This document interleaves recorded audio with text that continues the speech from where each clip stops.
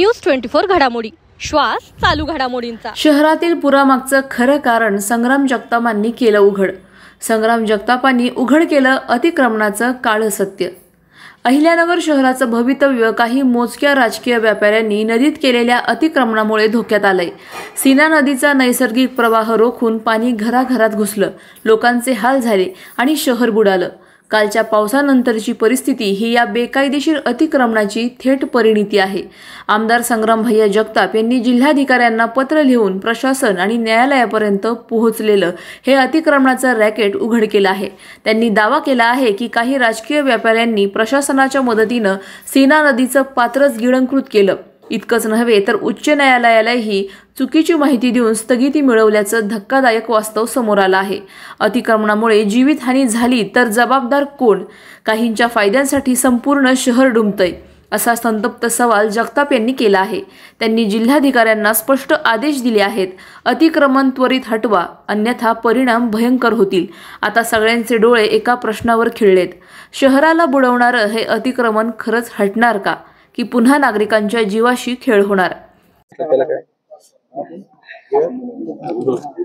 महाराष्ट्रामध्ये देशामध्ये अतिवृष्टी झाली आपल्याला पाहायला मिळालं। पंजाब सरकार राज्यामध्ये देखील फार मोठं नुकसान झालं, तसंच महाराष्ट्रामध्ये देखील आपल्याला पूर परिस्थिती किंवा अवकाळी ढगफुटी झालेलं पाहायला मिळालं आणि फार मोठ्या प्रमाणात नुकसान झालेलं पाहायला मिळालं।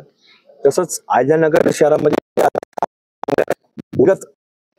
शहर जे आहे, जुनं शहर आहे, गावठाण शहर आपण म्हणतो, त्या परिसरामध्ये भूमिगत मोठ्या ड्रेनेज लाईन टाकल्यामुळे आता पाण्याची बऱ्यापैकी समस्या आता मार्गी लागलेली आहे। म्हणजे शहरामध्ये कुठे पाणी ब्लॉक होणं आता फार तशी परिस्थिती नाही। थोडंफार आता जेव्हा नदीची पातळी वाढती त्यावेळेला शहरातलं पाणी बाहेर जात नाही, हे आपल्याला पाहायला मिळतं।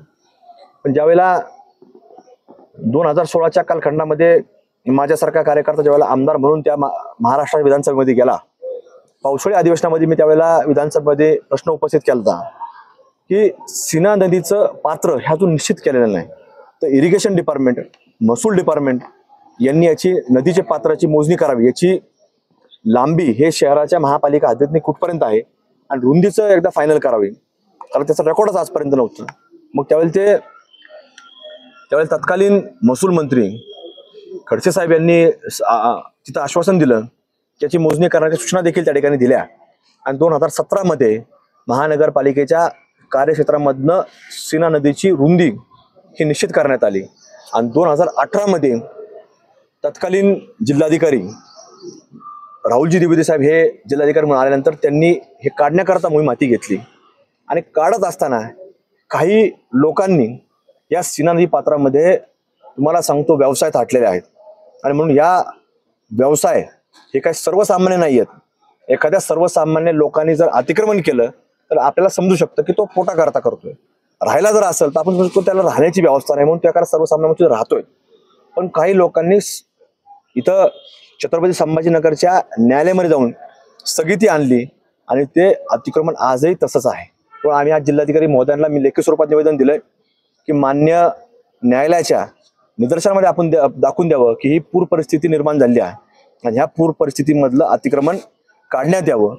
मग जर हे न्यायालय निश्चित रूपाने न्यायालयात जर आपण ही सगळी वस्तुस्थिती जर दाखवली तर न्यायालय ताबडतोब त्याच्यामध्ये सूचना देतील की अतिक्रमण काढण्यात यावं आणि या शहरामधल्या ज्या नागरिकांच्या घरांमध्ये पाणी घुसलंय, नुकसान झालंय, याचे जबाबदार हे लोक आहेत। त्यामुळे या लोकांना देखील आपण कुठेतरी अतिक्रमण काढलं पाहिजे आणि समाजातील लोकांना, अहिल्यानगर शहरातल्या लोकांना रिलीफ द्यावा, अशी एक मागणी मी आज जिल्हाधिकारी महोदयांकडे केली आहे।